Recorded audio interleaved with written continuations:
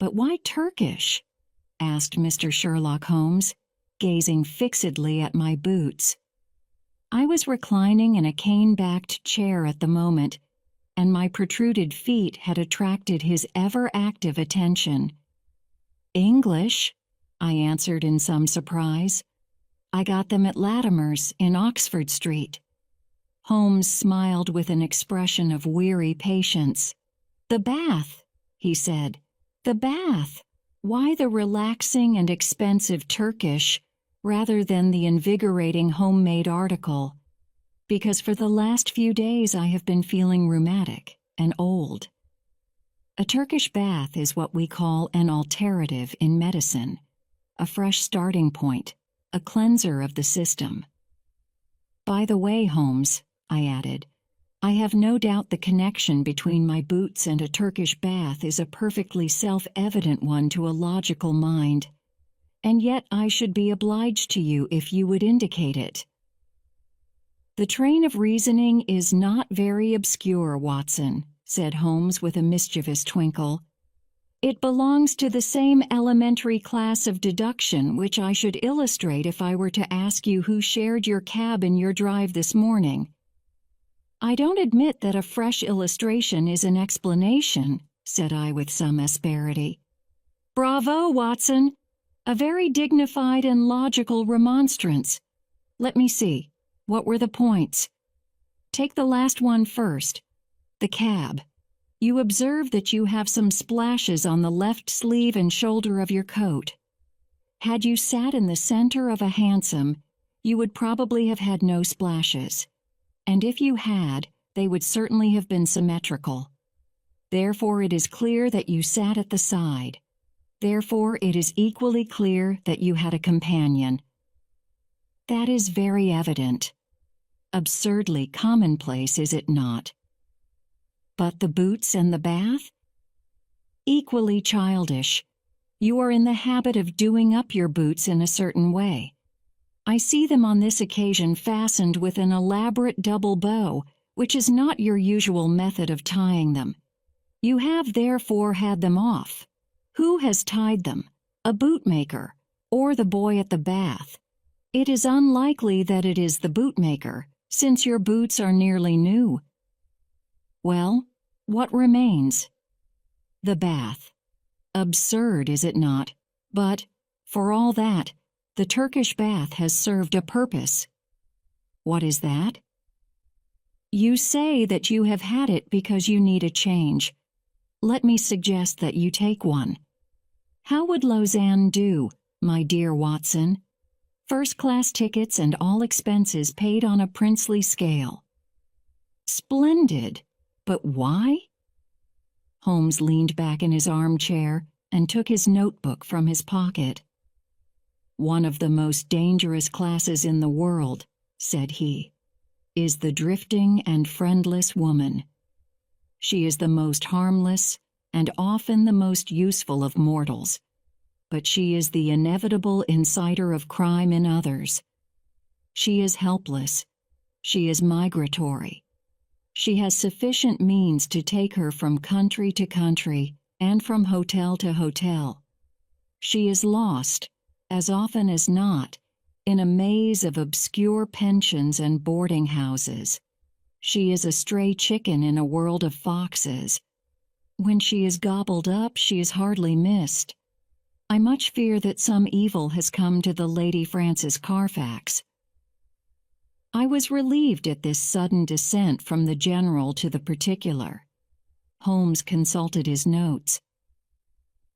"Lady Frances," he continued, "is the sole survivor of the direct family of the late Earl of Rufton. The estates went, as you may remember, in the male line.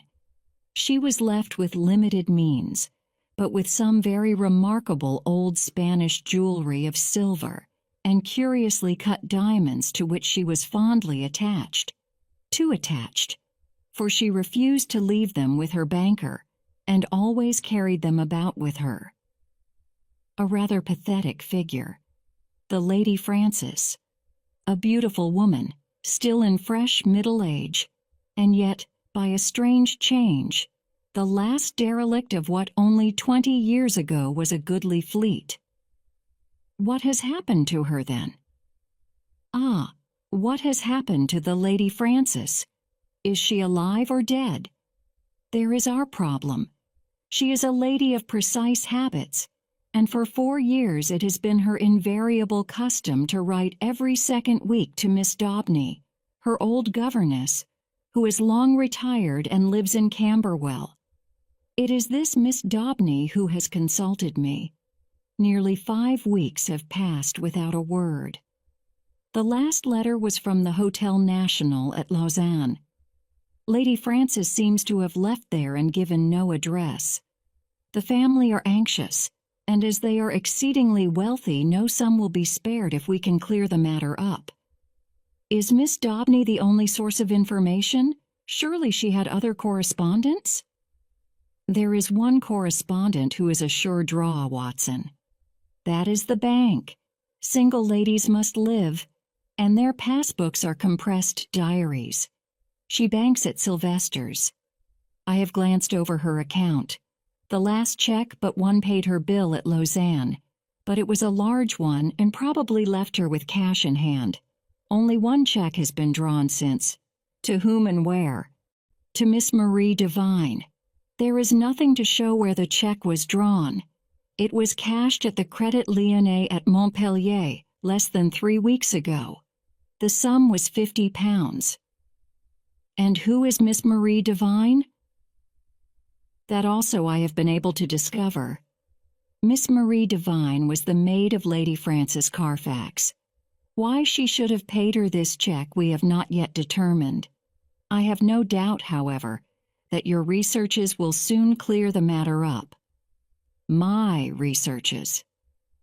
Hence the health-giving expedition to Lausanne. You know that I cannot possibly leave London while old Abrahams is in such mortal terror of his life. Besides, on general principles, it is best that I should not leave the country. Scotland Yard feels lonely without me, and it causes an unhealthy excitement among the criminal classes.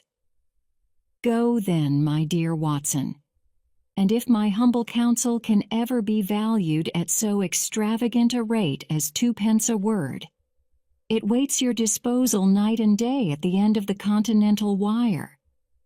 2 days later found me at the Hotel National at Lausanne, where I received every courtesy at the hands of Monsieur Moser, the well-known manager.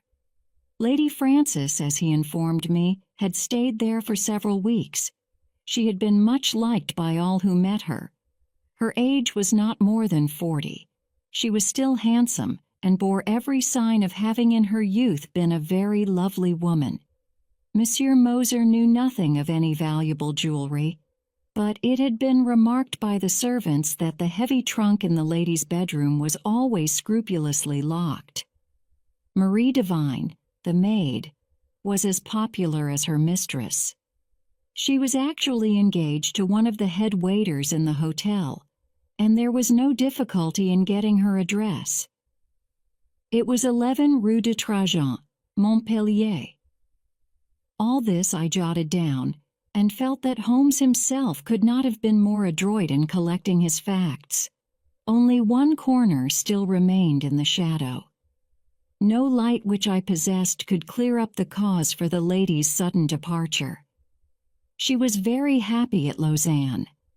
There was every reason to believe that she intended to remain for the season in her luxurious rooms overlooking the lake. And yet she had left at a single day's notice, which involved her in the useless payment of a week's rent. Only Jules Vibart, the lover of the maid, had any suggestion to offer. He connected the sudden departure with the visit to the hotel a day or two before of a tall, dark, bearded man. Un sauvage, un véritable sauvage, cried Jules Vibart. The man had rooms somewhere in the town. He had been seen talking earnestly to Madame on the promenade by the lake. Then he had called. She had refused to see him. He was English, but of his name there was no record. Madame had left the place immediately afterwards. Jules Vibar, and, what was of more importance, Jules Vibar's sweetheart, thought that this call and the departure were cause and effect. Only one thing Jules would not discuss. That was the reason why Marie had left her mistress. Of that, he could or would say nothing. If I wished to know, I must go to Montpellier and ask her. So ended the first chapter of my inquiry. The second was devoted to the place which Lady Frances Carfax had sought when she left Lausanne. Concerning this, there had been some secrecy, which confirmed the idea that she had gone with the intention of throwing someone off her track. Otherwise, why should not her luggage have been openly labeled for Baden? Both she and it reached the Rhenish spa by some circuitous route. This much I gathered from the manager of Cook's local office. So to Baden I went, after dispatching to Holmes an account of all my proceedings and receiving in reply a telegram of half-humorous commendation. At Baden, the track was not difficult to follow. Lady Frances had stayed at the Englischer Hof for a fortnight. While there, she had made the acquaintance of a doctor, Schlesinger, and his wife, a missionary from South America. Like most lonely ladies, Lady Frances found her comfort and occupation in religion. Dr. Schlesinger's remarkable personality, his wholehearted devotion, and the fact that he was recovering from a disease contracted in the exercise of his apostolic duties affected her deeply. She had helped Mrs. Schlesinger in the nursing of the convalescent saint. He spent his day, as the manager described it to me, upon a lounge chair on the veranda, with an attendant lady upon either side of him. He was preparing a map of the Holy Land, with special reference to the kingdom of the Midianites, upon which he was writing a monograph. Finally, having improved much in health, he and his wife had returned to London, and Lady Frances had started thither in their company. This was just 3 weeks before, and the manager had heard nothing since. As to the maid Marie, she had gone off some days beforehand in floods of tears, after informing the other maids that she was leaving service forever. Dr. Schlesinger had paid the bill of the whole party before his departure. "By the way," said the landlord in conclusion, "you are not the only friend of Lady Frances Carfax who is inquiring after her just now. Only a week or so ago we had a man here upon the same errand." "Did he give a name?" I asked. "None, but he was an Englishman, though of an unusual type." "A savage?" said I, linking my facts after the fashion of my illustrious friend. "Exactly. That describes him very well. He is a bulky, bearded, sunburned fellow, who looks as if he would be more at home in a farmer's inn than in a fashionable hotel. A hard, fierce man, I should think, and one whom I should be sorry to offend." Already the mystery began to define itself, as figures grow clearer with the lifting of a fog. Here was this good and pious lady, pursued from place to place by a sinister and unrelenting figure. She feared him, or she would not have fled from Lausanne. He had still followed. Sooner or later, he would overtake her. Had he already overtaken her? Was that the secret of her continued silence? Could the good people who were her companions not screen her from his violence or his blackmail? What horrible purpose, what deep design lay behind this long pursuit? There was the problem which I had to solve. To Holmes I wrote showing how rapidly and surely I had got down to the roots of the matter. In reply, I had a telegram asking for a description of Dr. Schlesinger's left ear.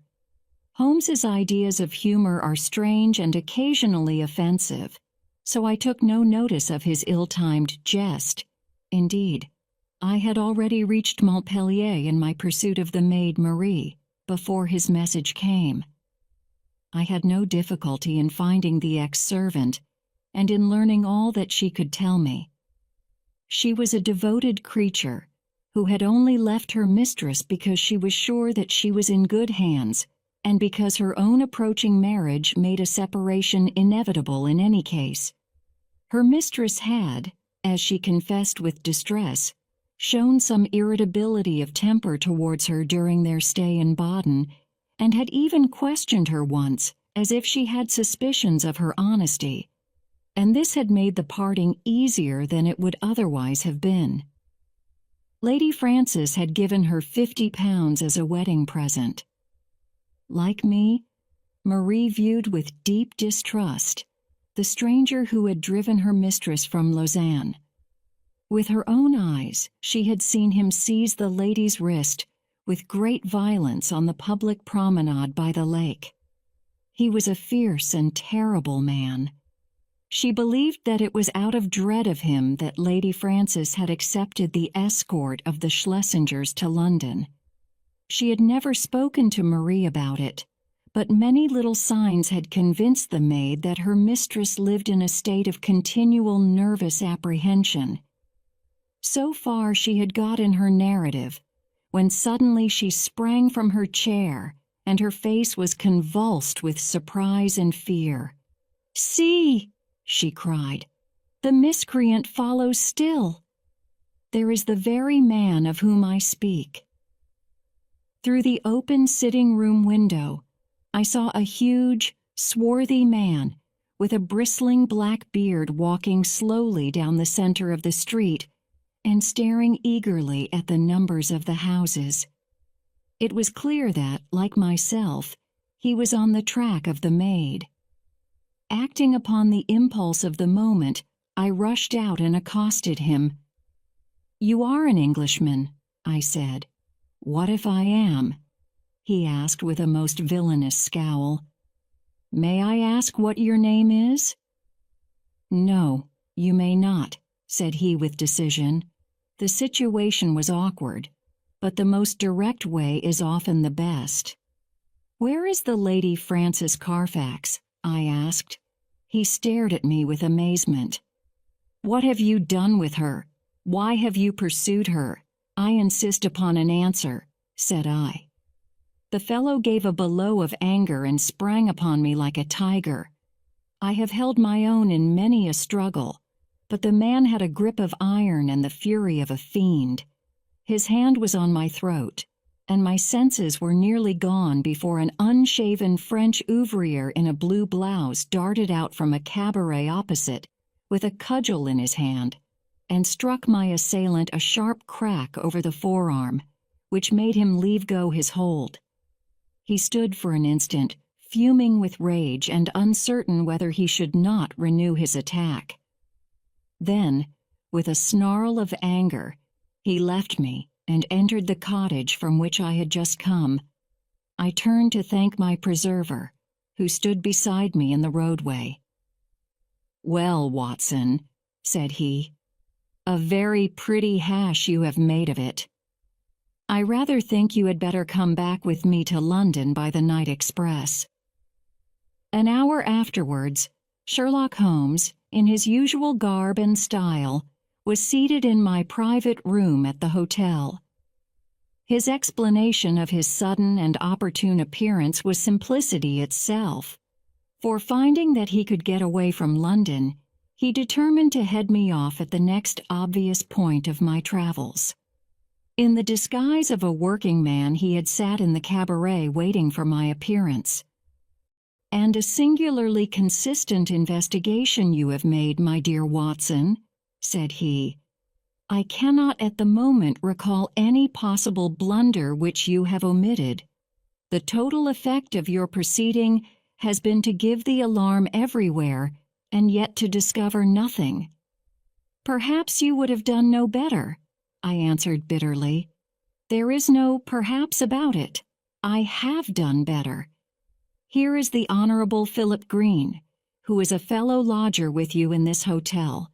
and we may find him the starting point for a more successful investigation. A card had come up on a salver, and it was followed by the same bearded ruffian who had attacked me in the street. He started when he saw me. "What is this, Mr. Holmes?" he asked. "I had your note and I have come, but what has this man to do with the matter?" "This is my old friend and associate, Dr. Watson, who is helping us in this affair." The stranger held out a huge sunburned hand with a few words of apology. "I hope I didn't harm you. When you accused me of hurting her, I lost my grip of myself. Indeed, I'm not responsible in these days. My nerves are like live wires. But this situation is beyond me.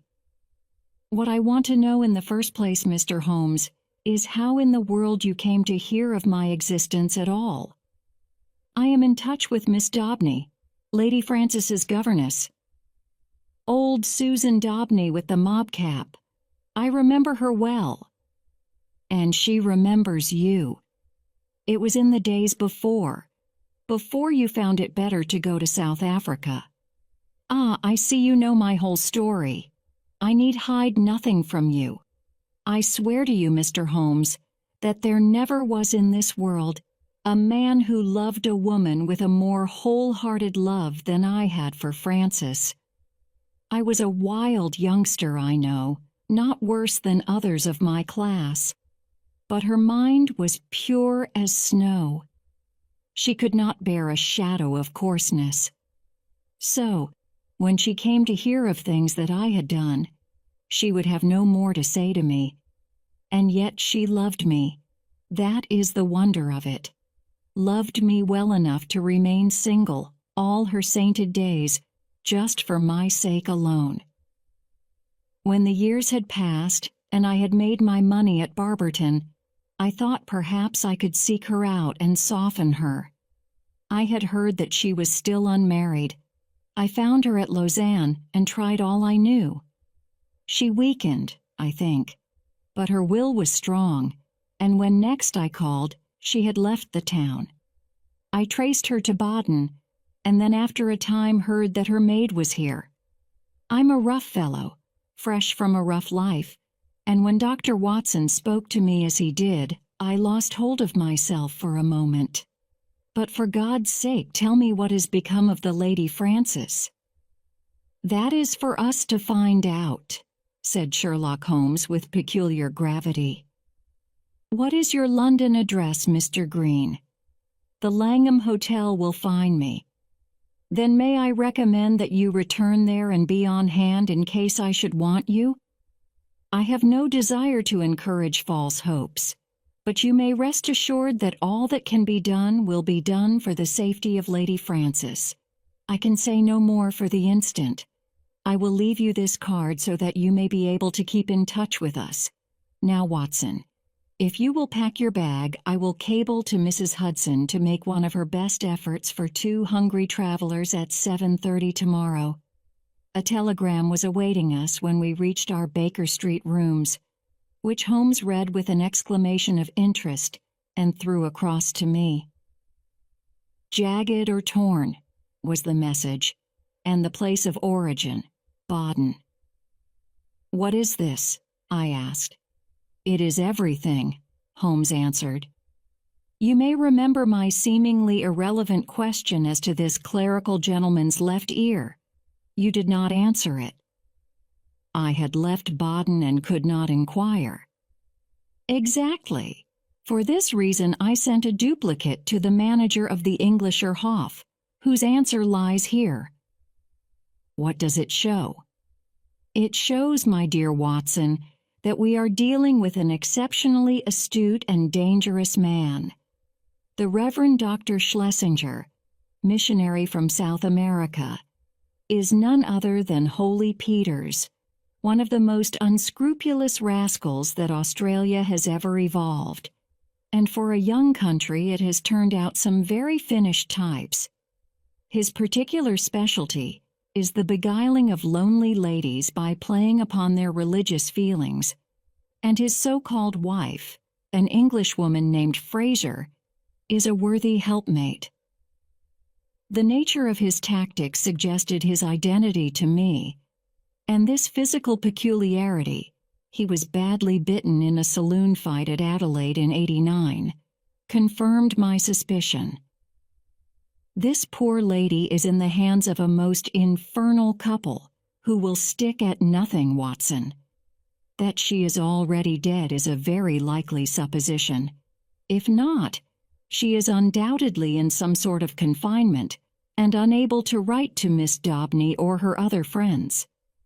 It is always possible that she never reached London, or that she has passed through it, but the former is improbable, as, with their system of registration, it is not easy for foreigners to play tricks with the Continental Police, and the latter is also unlikely, as these rouges could not hope to find any other place where it would be as easy to keep a person under restraint.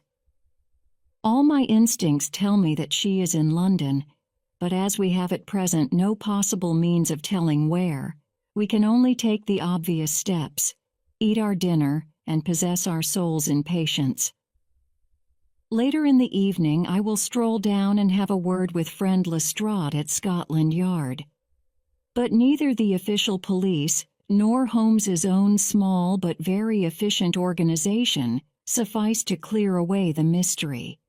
Amid the crowded millions of London, the three persons we sought were as completely obliterated as if they had never lived.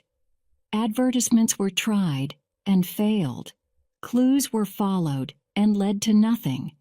Every criminal resort which Schlesinger might frequent was drawn in vain. His old associates were watched, but they kept clear of him. And then suddenly, after a week of helpless suspense, there came a flash of light. A silver and brilliant pendant of old Spanish design had been pawned at Bovington's in Westminster Road. The pawner was a large, clean-shaven man of clerical appearance. His name and address were demonstrably false. The ear had escaped notice, but the description was surely that of Schlesinger. 3 times had our bearded friend from the Langham called for news, the 3rd time within an hour of this fresh development.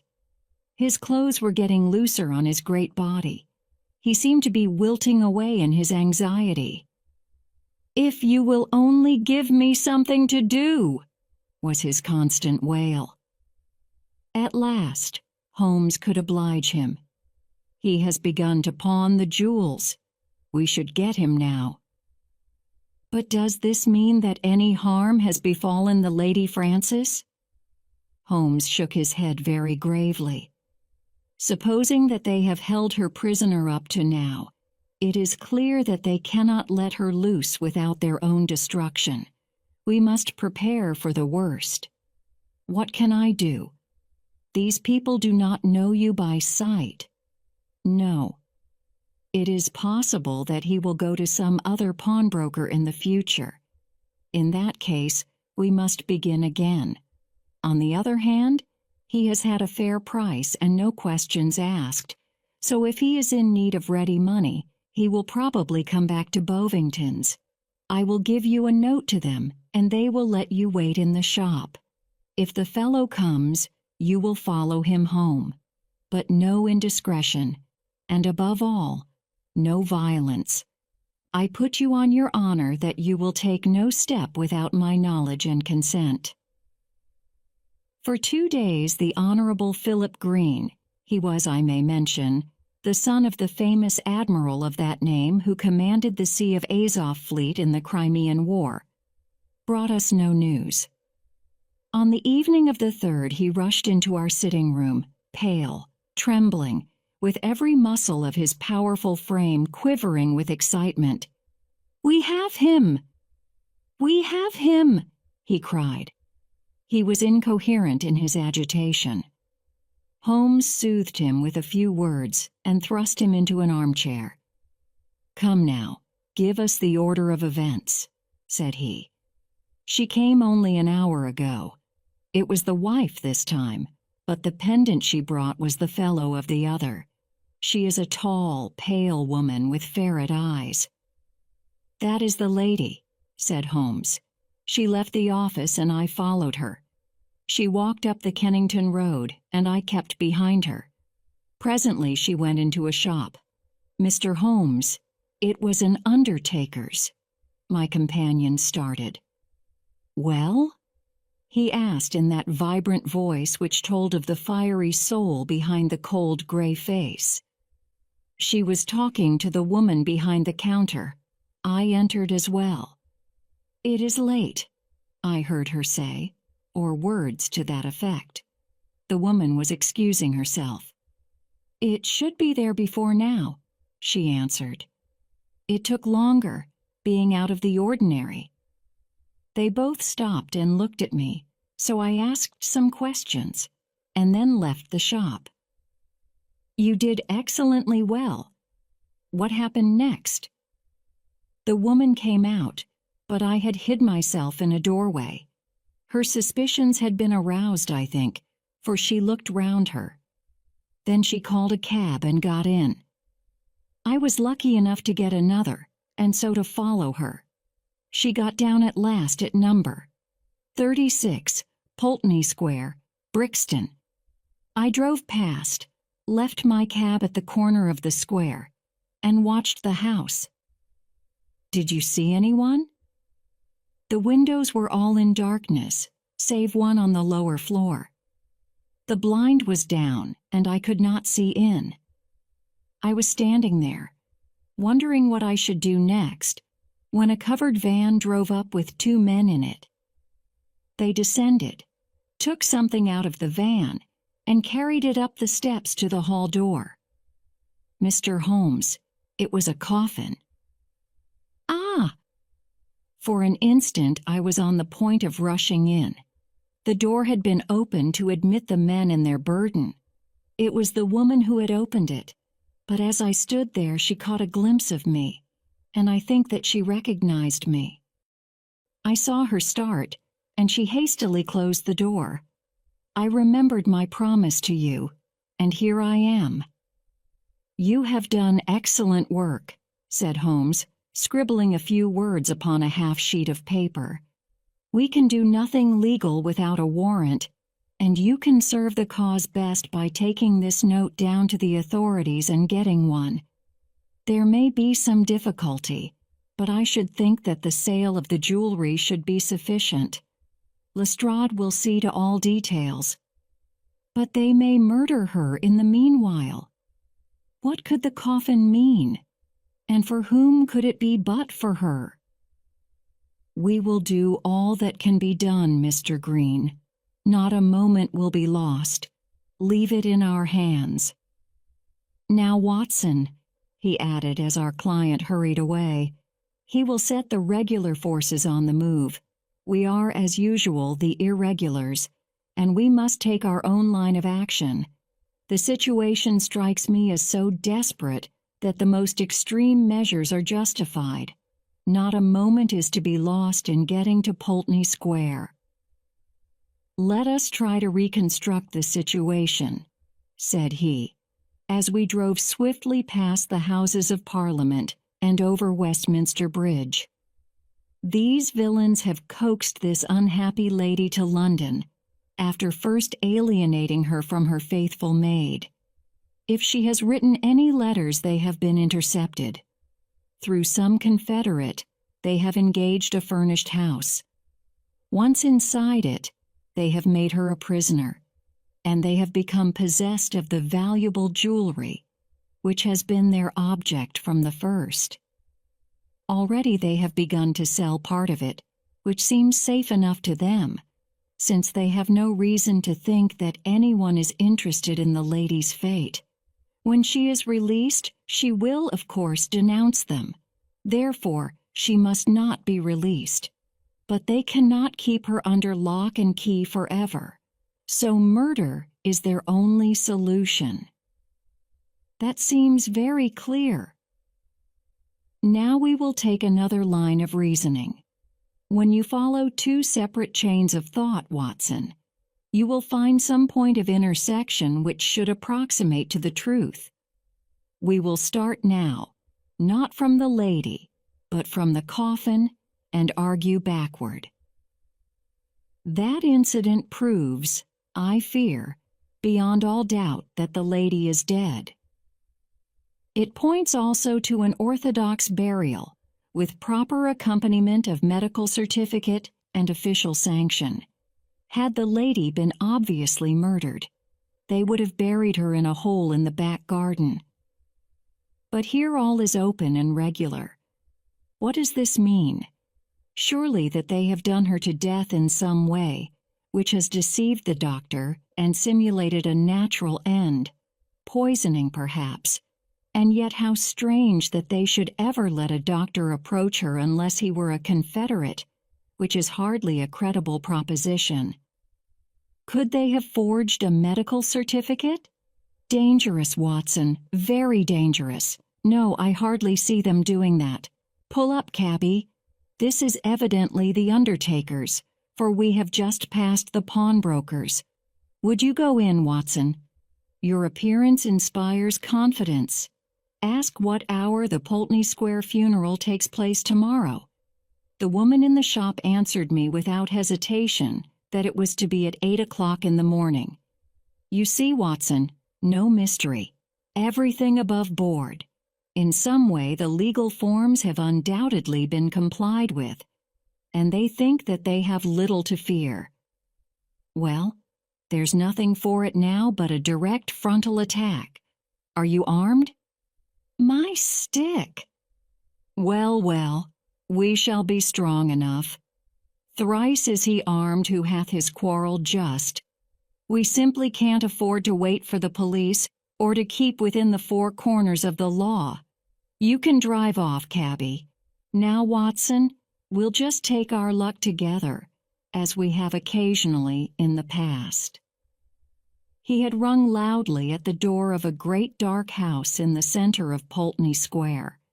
It was opened immediately, and the figure of a tall woman was outlined against the dim-lit hall. "Well, what do you want?" she asked sharply, peering at us through the darkness. "I want to speak to Dr. Schlesinger," said Holmes. "There is no such person here," she answered, and tried to close the door, but Holmes had jammed it with his foot. "Well, I want to see the man who lives here, whatever he may call himself," said Holmes firmly. She hesitated. Then she threw open the door. "Well, come in," said she. "My husband is not afraid to face any man in the world." She closed the door behind us and showed us into a sitting room on the right side of the hall, turning up the gas as she left us. "Mr. Peters will be with you in an instant," she said. Her words were literally true, for we had hardly time to look around the dusty and moth-eaten apartment in which we found ourselves before the door opened, and a big, clean-shaven, bald-headed man stepped lightly into the room. He had a large red face with pendulous cheeks, and a general air of superficial benevolence which was marred by a cruel, vicious mouth. "There is surely some mistake here, gentlemen," he said in an unctuous, make-everything-easy voice. "I fancy that you have been misdirected, possibly if you tried farther down the street." "That will do. We have no time to waste," said my companion firmly. "You are Henry Peters of Adelaide, late the Reverend Dr. Schlesinger, of Baden in South America.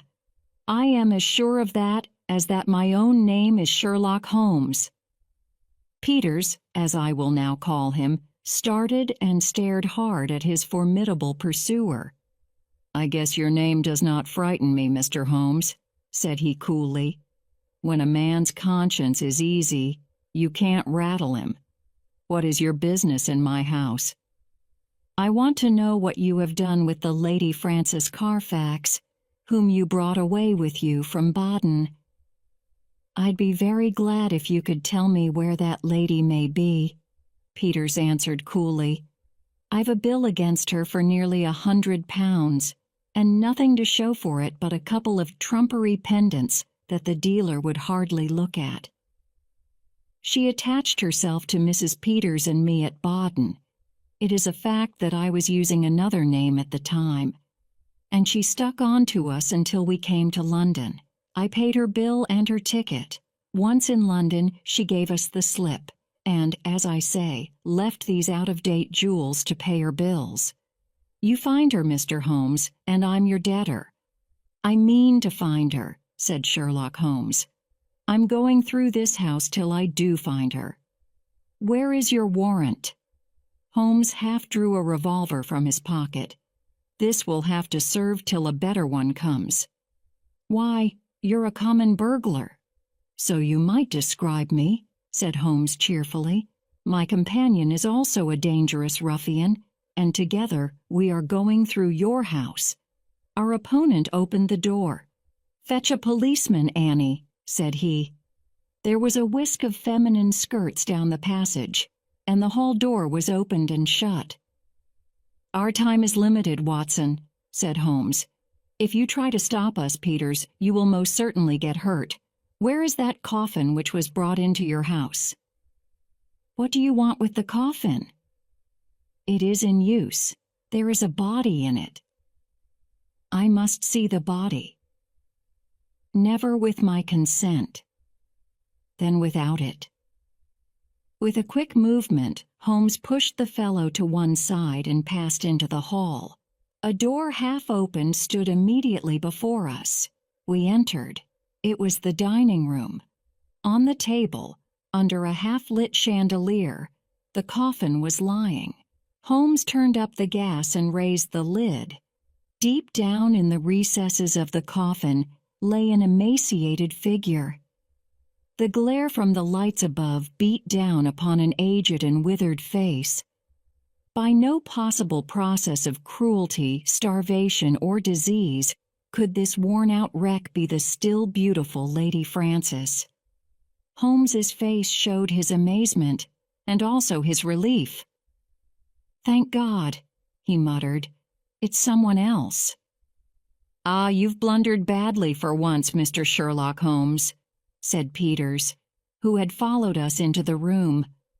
"Who is the dead woman?" "Well, if you really must know, she is an old nurse of my wife's, Rose Spender by name, whom we found in the Brixton Workhouse Infirmary. We brought her round here, called in doctor. Horsam, of 13 Furbank Villas. Mind you take the address, Mr. Holmes, and had her carefully tended, as Christian folk should. On the 3rd day, she died. Certificate says senile decay, but that's only the doctor's opinion, and of course you know better. We ordered her funeral to be carried out by Stimson and Co., of the Kennington Road, who will bury her at 8 o'clock tomorrow morning. Can you pick any hole in that, Mr. Holmes? You've made a silly blunder, and you may as well own up to it. I'd give something for a photograph of your gaping, staring face when you pulled aside that lid expecting to see the Lady Frances Carfax, and only found a poor old woman of 90. Holmes's expression was as impassive as ever under the jeers of his antagonist, but his clenched hands betrayed his acute annoyance. "I am going through your house," said he. "Are you, though?" cried Peters, as a woman's voice and heavy steps sounded in the passage. "We'll soon see about that. This way, officers, if you please. These men have forced their way into my house, and I cannot get rid of them. Help me to put them out." A sergeant and a constable stood in the doorway.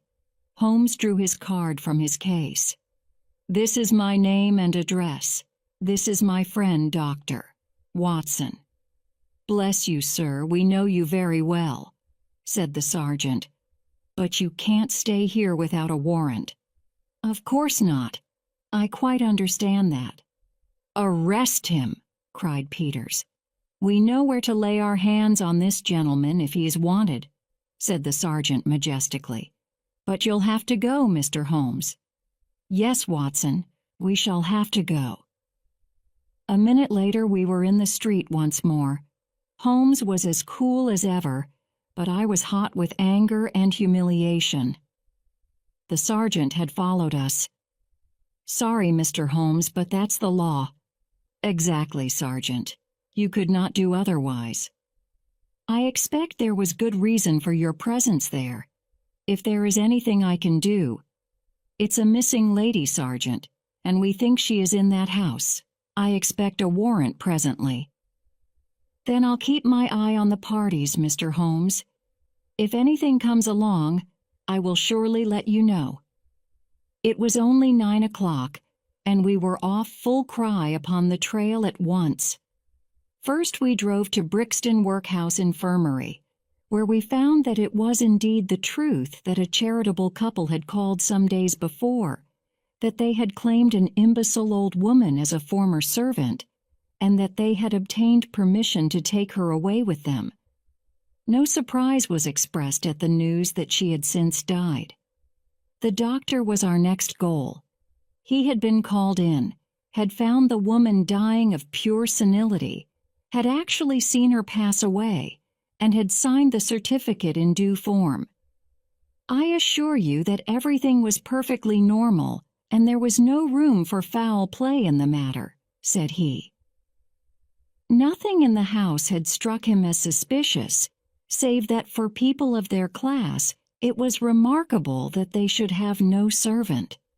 So far, and no further went the doctor. Finally, we found our way to Scotland Yard. There had been difficulties of procedure in regard to the warrant. Some delay was inevitable.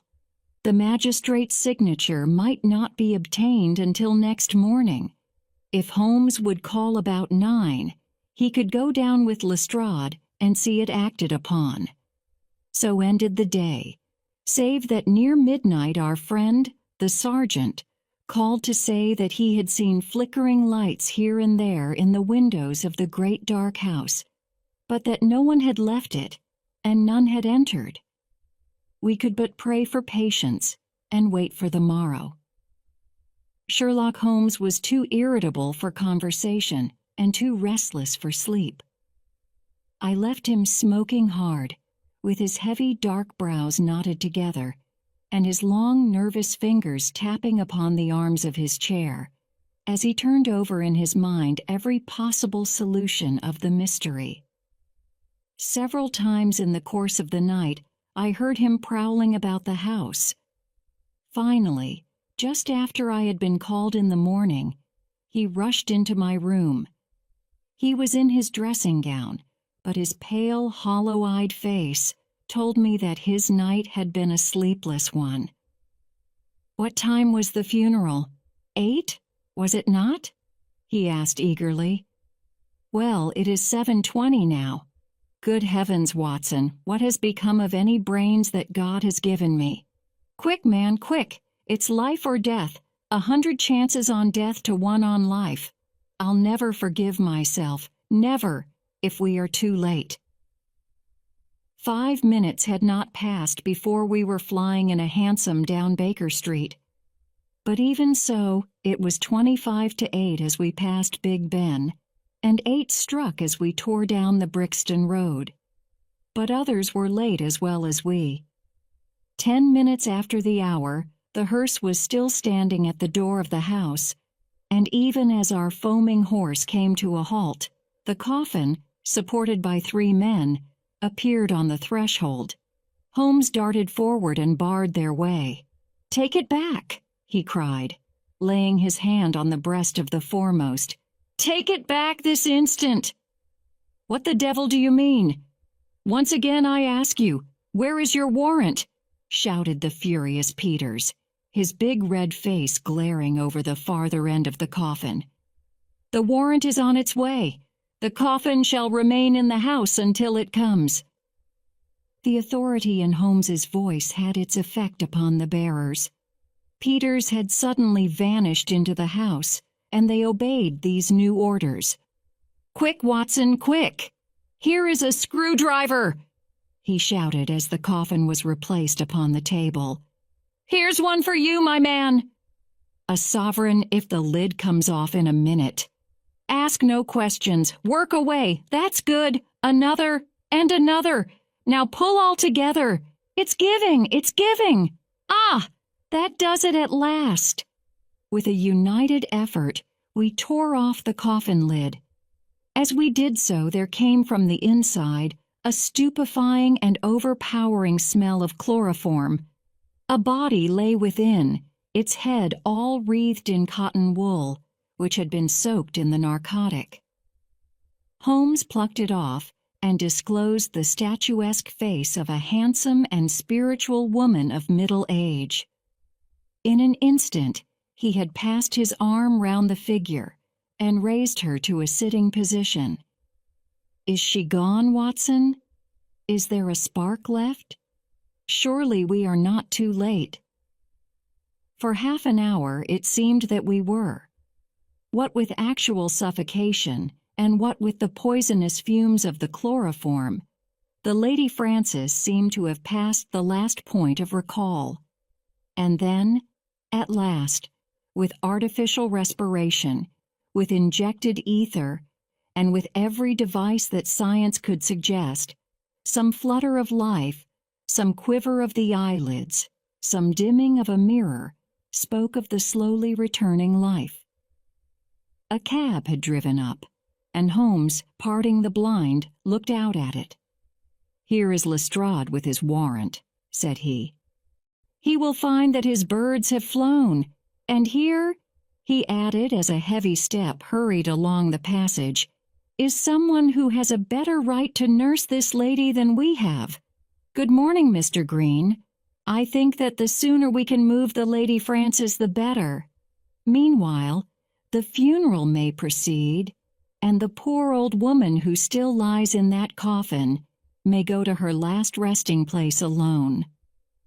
Should you care to add the case to your annals, my dear Watson," said Holmes that evening, "it can only be as an example of that temporary eclipse to which even the best balanced mind may be exposed.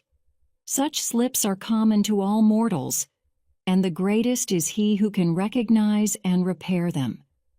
To this modified credit I may perhaps make some claim.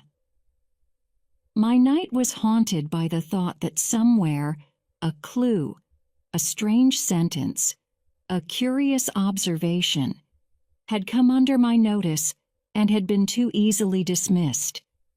Then, suddenly, in the gray of the morning, the words came back to me.